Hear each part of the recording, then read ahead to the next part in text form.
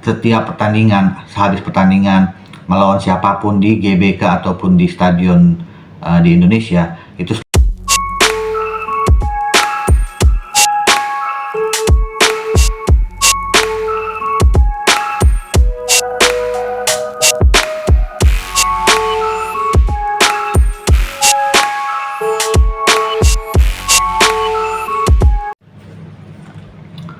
Assalamualaikum warahmatullahi wabarakatuh. Halo para Gibahiner semuanya, kembali lagi bersama gue Yudi di sini ya di channel YouTube Gibahin Bola. Sepak bola adalah olahraga paling mendunia dan paling nomor satu dicintai dan disukai oleh masyarakat seluruh dunia, teman-teman. Sepak bola tidak lepas dari yang namanya pemain ke-12 atau bisa dikatakan lain supporter ya. Di seluruh dunia banyak supporter fanatik ya, baik klub maupun negara masing-masing, dengan atribut-atribut ataupun cara meluapkan kefanatikan mereka ya terhadap klub ataupun timnas mereka masing-masing. Nah, terutama Indonesia ya, kita bahas Indonesia. Semenjak dilatih dan ditangani oleh Sinteyong, fanatisme dan kecintaan masyarakat Indonesia terhadap sepak bola makin meningkat dan disukai oleh semua kalangan, teman-teman. Jadi kenapa begitu? Karena ya bukan dilihat dari pemainnya juga, jadi dilihat dari prospeknya, dilihat dari kinerjanya, baik dari manajemennya, terutama PSSI ataupun pelatihnya ya, dan juga banyak rencana-rencana jangka pendek atau jangka panjang yang dilakukan yang bikin menarik dari minat masyarakat Indonesia sendiri untuk menikmati ya dan berbondong-bondong melihat pertandingan demi pertandingan timnas Indonesia dari awal sampai dengan sekarang, teman-teman.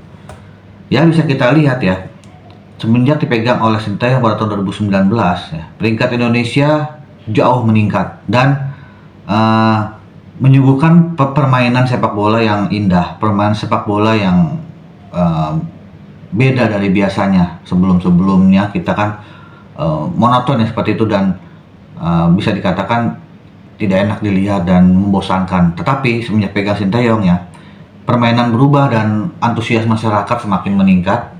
Apalagi ya Sinteyong diketahui ya kan sudah memutus ya 4 generasi. Jadi Sinteyong ini sudah bisa dibilang mencari bibit-bibit muda dan mempunyai darah keturunan Indonesia ataupun nasionalisme Indonesia yang tinggi dan membenahi kedalaman skuad dari timnas itu sendiri. Dan apalagi semenjak dipegang oleh Bapak Erick Thohir, ini sangat luar biasa sekali.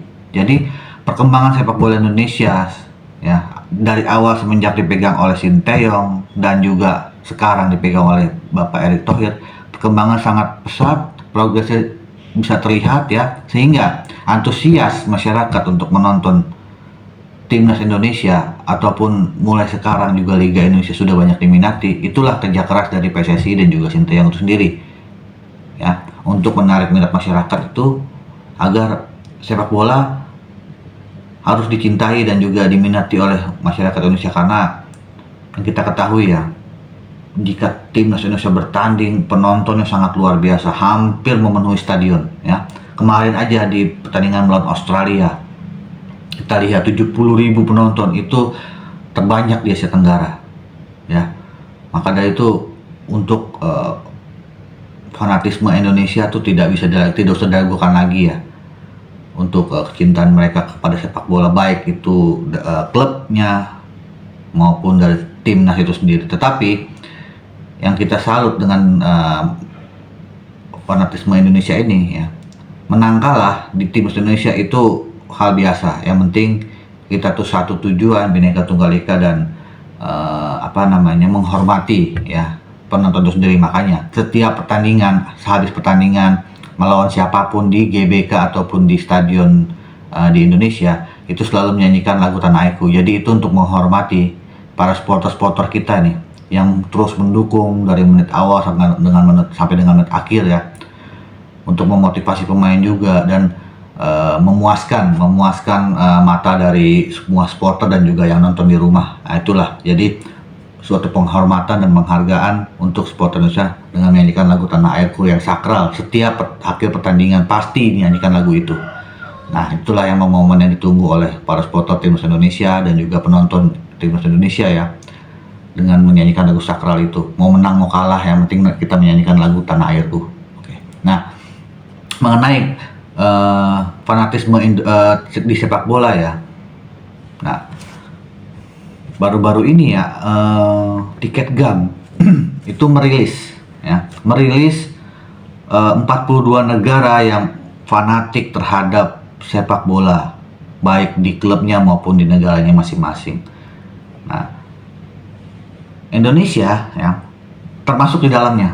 Jadi Indonesia itu salah satu negara ASEAN yang masuk di dalamnya. Nah, Indonesia di peringkat berapa? Nah, Indonesia adalah di peringkat ke-15 ya. Masih kalah jauh dengan yang masih nomor 1 yaitu Inggris. Ya, kita ketahui ya, Inggris itu mempunyai fans fanatik yang namanya hooligan. Itu hooligan dari tahun sekitaran tahun 40-an, 50, 60 ya. Itu sampai dengan sekarang fanatik dari hooligan tersebut sangat luar biasa. Jadi untuk soal kegilaan dengan dalam sepak bola ya, dengan supporter itu fanatisme dari hooligan sangat nggak bisa dibilang tidak usah diragukan lagi, karena ya bisa dibilang karena hooligan itu selain dia fanatik tapi dia arogan sih sebenarnya kalau kita bilang, karena kita banyak pertandingan yang melibatkan hooligan Inggris itu. Yang paling viral, yang paling tidak bisa dilupakan yaitu antara Liverpool dan juga Juventus. Itulah ya kenapa hooligan Inggris ya ditempatkan di nomor 1. Dan yang kedua adalah Spanyol ya. Ya mungkin kita tidak bisa memahami ya kenapa Spanyol bisa menjadi suatu fanatisme, karena semenjak dipegang mempunyai permainan tiki taka dan juga magisnya itu di Lionel Messi semenjak di Barcelona. Fanatisme dari sepak bola Spanyol itu sangat tinggi ya, income pendapatan dari sepak bola itu sangat tinggi. Jadi makanya Spanyol ya sampai saat ini ya fanatisme dan kegilaan dengan sepak bola itu sangat meningkat dan sangat tinggi. Yaitu berawal dari perubahan taktik, perubahan manajemen, dan magis dari Lionel Messi sendiri di Barcelona, sehingga menarik daya masyarakat Spanyol untuk bisa datang ya melihat dan menyaksikan pertandingan sepak bola yang ada di Spanyol, teman-teman, baik di klub ya, di liga maupun di negaranya. Yang kita ketahui Spanyol itu sangat luar biasa ya, menghasilkan bibit-bibit pemain yang sangat luar biasa. Banyak sekali, Xavi Hernandez, Andres Iniesta ya, Sergio Ramos, Carlos Puyol. Itulah pemain mereka yang menjadi idola di Spanyol. Dan tidak lupa pula ya, semakin tingginya fanatisme, semakin tingginya kecintaan sepak bola oleh warganya, semakin tinggi pula pendapatan mereka baik di klub maupun di Spanyol. Dan itu juga merupakan suatu keuntungan sendiri bagi negara tersebut, karena dari sepak bola itu menghasilkan pendapatan yang tinggi ya bagi negara tersebut. Nah, di Indonesia peringkat ke-15 itu masih di bawah Korea Selatan ya. Di Asia itu yang masuk dalam kategori 42 negara itu ya ada Korea Selatan ya di peringkat ke-14, Indonesia di peringkat ke-15. Jadi rilis 20 besar ya. Jadi dirilis dengan 20 besar itu Korea Selatan dan Indonesia. Ada Qatar. Qatar itu di peringkat 12. Jadi ternyata Qatar itu fanatisme sepak bolanya sangat luar biasa ya. Kita lihat waktu pas di Piala Asia Qatar sangat superior pada penonton. Bisa dibilang hampir memenuhi juga stadionnya, karena Qatar ya bisa dibilang Qatar itu kan negara kaya, negara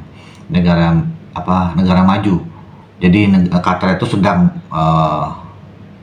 berkembang sepak bolanya dan bisa bersaing di Asia ya. Jadi maka dari itu penontonnya pun juga sangat antusias dan luar biasa, karena yaitu semakin meningkatnya permainan, semakin meningkatnya kualitas dari tim tersebut, semakin banyak ya minat dari warga dan juga masyarakat untuk nonton.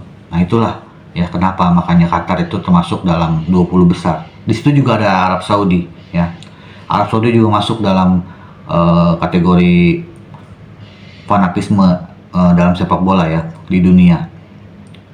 Arab Saudi itu masuk 10 besar, masih di atas Qatar, Korea Selatan, dan kita Indonesia. Ya wajar karena Arab Saudi ya bisa dibilang raja raksasa Asia juga ya, yang langganan Piala Dunia. Maka dari itu mereka langganan Piala Dunia, otomatis ya penontonnya juga pasti sangat fanatisme dan juga sangat banyak apabila bertanding di kandang dia sendiri.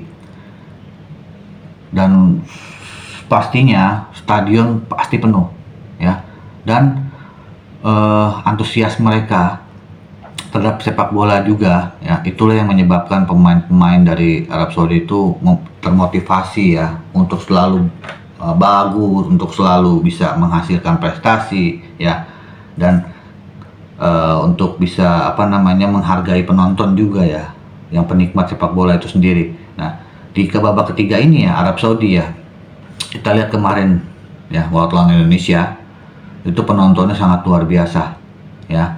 Tetapi kita juga karena Arab Saudi dan Indonesia masuk dalam kategori 20 besar ya, bisa dibilang kita Arab Saudi dan Indonesia sama-sama mempunyai fanatisme yang tinggi ya. Arab Saudi, Qatar sangat luar biasa ya.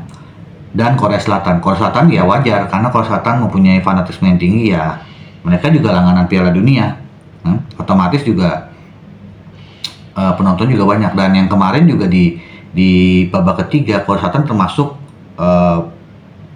dalam 5 besar penonton terbanyak, bahkan di 2 besar ya, kurang lebih hampir sekitar 73.000 ya. Jadi makanya itu Korea Selatan juga termasuk fanatisme yang sangat luar biasa. Makanya bermain di kandang Korea Selatan, bermain di kandang Arab Saudi, bermain di kandang Qatar itu mental kita harus bisa diuji, dan provokasi banyak terjadi di antara supporter tersebut. Jadi semakin tingginya prestasi, semakin tingginya kualitas, pasti ya support dari pemerintah dan juga masyarakat, antusias masyarakat ya, itu semakin tinggi juga. Makanya terbentuklah ya fanatisme dalam sepak bola atau kegilaan dalam sepak bola ya. Kita lihat Inggris ya masih kalah jauh ya, Inggris masih peringkat di atas dengan poin 8. Jadi ya untuk kegilaan untuk sepak bola, hooligan nomor 1 terkenal di seluruh dunia. Hooligan itu adalah punya Inggris ya. Jadi ya kita maklumin aja ya, karena kiblat sepak bola kan dari Inggris ya. Makanya dari itu walaupun yang merajai sepak bola paling banyak itu kan Brazil, pemain-pemain dari Brazil, dan permainan, kualitas dan skill pemain juga dari Brazil, tetapi ya kiblat sepak bola dari Inggris. Maka dari itu hooligan yang paling nomor 1. Nah ya karena ya bisa dibilang karena penciptanya sepak bola dari Inggris ya, otomatis hooligan tuh ada di situ.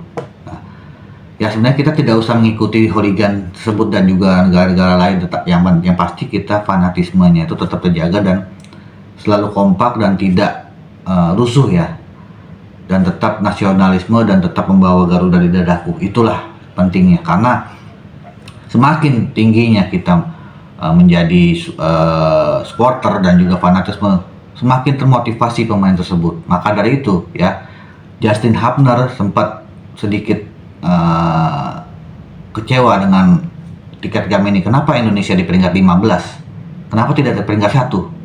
Karena semenjak Justin Hubner dinaturalisasi, dia merasa wow, supporter Indonesia sangat luar biasa, antusias Indonesia sangat luar biasa, nonton bareng di mana-mana ya, datang ke stadion itu pasti 99% penuh, dan sepanjang pertandingan yel-yel dan juga sorak-sorai itu selalu bergema di lapangan. Maka dari itu Justin Hunter sangat kecewa kenapa Indonesia di peringkat 15 bukan di peringkat 1, karena ya itulah ya. Jadi yang bermain di kandang Indonesia itu kalau yang belum kuat mental seperti pemain-pemain yang sudah langganan Piala Dunia, langganan juara, dan juga yang sudah terbiasa bermain di kandang yang angker, yaitu mungkin mental mereka drop ya. Apalagi dengan pesawar yang dia ada di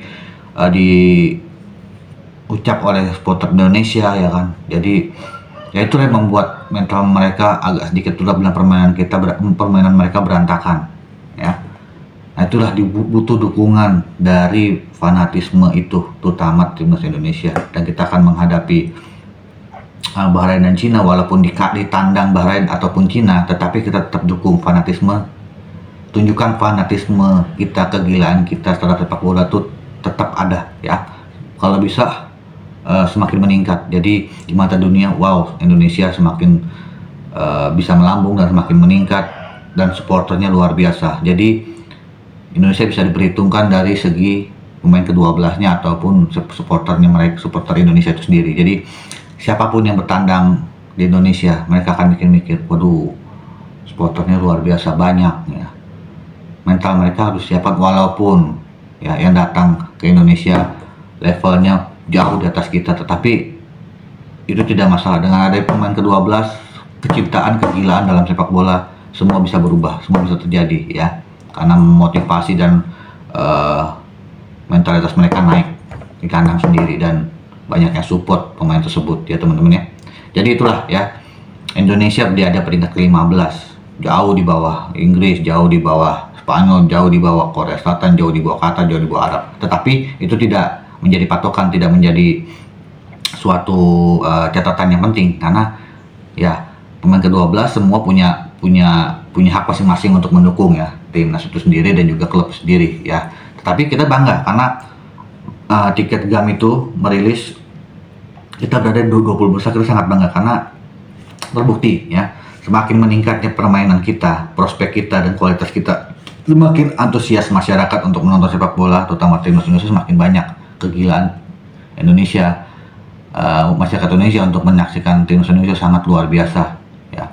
Dari jersey jual habis ya, tiket semahal-mahalnya dibeli ya, sampai full penonton juga di stadion. Itulah kecintaan tim Indonesia, masyarakat Indonesia terhadap sepak bola Indonesia ya. Terima kasih ya kepada PSSI dan juga Sinteyong ya, yang telah membangkitkan kembali ya